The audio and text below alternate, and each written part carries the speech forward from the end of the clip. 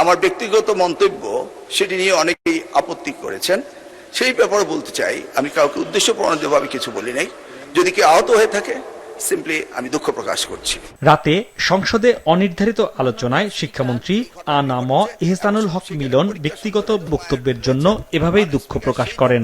যে চিরাং বোর্ডের পরীক্ষা আরেকটি প্রশ্নপত্রের সেটে যখন আমরা নিতে যাব, ফিজিক্স সেকেন্ড পেপার, যুক্তিবিদ্যা এবং হিসাব বিজ্ঞান, সেই সময়ে আমরা এই পরীক্ষাটি পুনরায় নেওয়ার ব্যবস্থা করতে পারবো ইনশাআল্লাহ।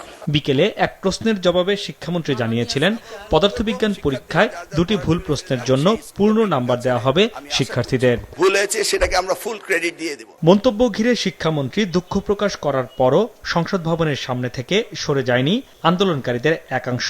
রাত 8:30টার দিকে তারা আবারও মানিক মিয়া এভিনিউয়ে বন্ধ করে দেয় যান চলাচল। এর আগে বিকেলে একদল আন্দোলনকারী মিছিল নিয়ে মানিক মিয়া এভিনিউয়ে যায়। ঘণ্টাখানেক সেখানে সড়ক আটকে রাখে। এক পর্যায়ে আন্দোলনকারীরা সংসদ ভবনের ভেতরে প্রবেশ করতে চাইলে তাদের ছত্রভঙ্গ করে দেয় পুলিশ।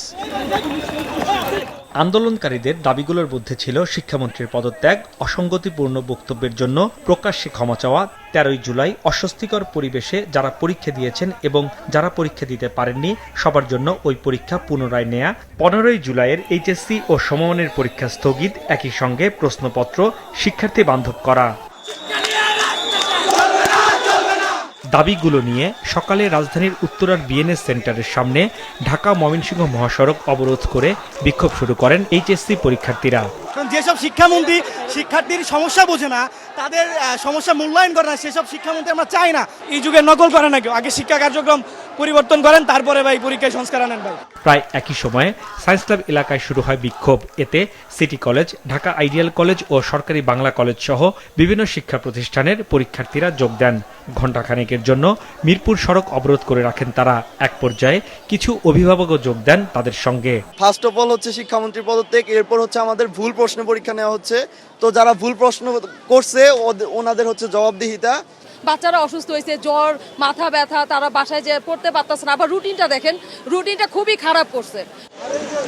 বিক্ষোভকারীরা মিছিল নিয়ে ঢাকা বিশ্ববিদ্যালয় ক্যাম্পাসে প্রবেশের চেষ্টা করলে ভিসি চত্বরের কাছে পুলিশ তাদের আটকে দেয়। এদিকে আন্দোলনের কারণে রাজধানীর বিভিন্ন সড়কে দেখা দেয় তীব্র যানজট। এতে দুর্ভোগে পড়েন রাজধানীবাসী। টঙ্গী থেকে এই পর্যন্ত হেঁটে আসলাম। এই তীব্র রোদের গরমের মধ্যে হেঁটে আসা খুব আমাদের জন্য কষ্টদায়ক। 4 ঘন্টা ধরে বয়ে রয়েছি, আমাদের তো মনে করেন অবস্থা খারাপ। রাজধানীর বাইরেও রাজশাহী, চট্টগ্রাম, বরিশাল, বগুড়া, রংপুর, কুমিল্লা সহ দেশের বিভিন্ন জেলাতেও একই দাবিতে বিক্ষোভ সমাবেশ করে শিক্ষার্থীরা। হাসনাইন তানভীর, মাছরাঙা সংবাদ, ঢাকা।